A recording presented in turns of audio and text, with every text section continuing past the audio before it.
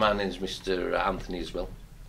I am the youngest son of Mr. Leslie Isbell, who was diagnosed with dementia approximately 7 to 8 years ago, and unfortunately passed away this last October. Just talking to the doctor, I went to see him myself.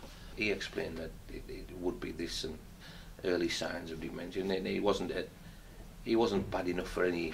He was well looked after by the carers and by the family, but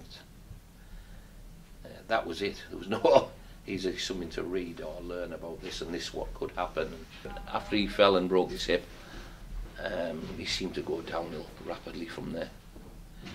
We eventually got him home, and he was well enough, even though you could tell he was suffering from dementia due to his memory loss and things like that.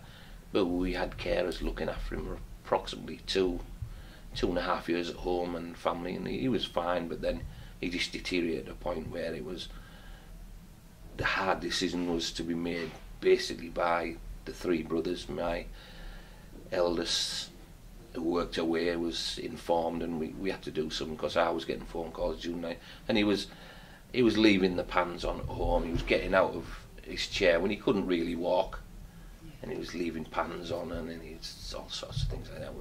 He was just a danger to himself.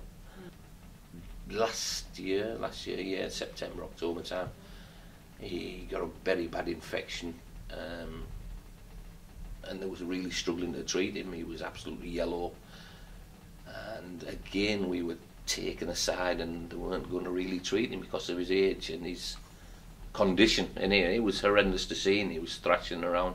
They had girls sat with him, and every time we come, his bed was on the floor. It's not the dad we ever seen or ever used to, and it was very galling.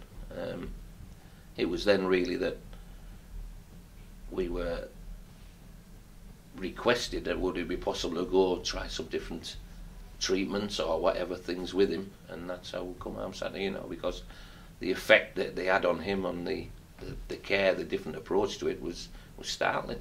After a couple of days we came in, and he had been playing dominoes and he'd been singing, and totally different. But I made him a memory box up and old photograph albums, and these would trigger things, and it seemed that the hospital staff were doing the same, and like playing domino games and things like that, where before it'd just be someone sat looking at him or holding him down. The interaction, he's a little light, a little spark comes on his eyes, went clear. It's as if someone turned the switch on. He was very calm, and he wasn't the agitated person. He was more accepting of his conditions, and he realised, and he was being helped. You could tell, and he wasn't this agitated old man. He was my dad.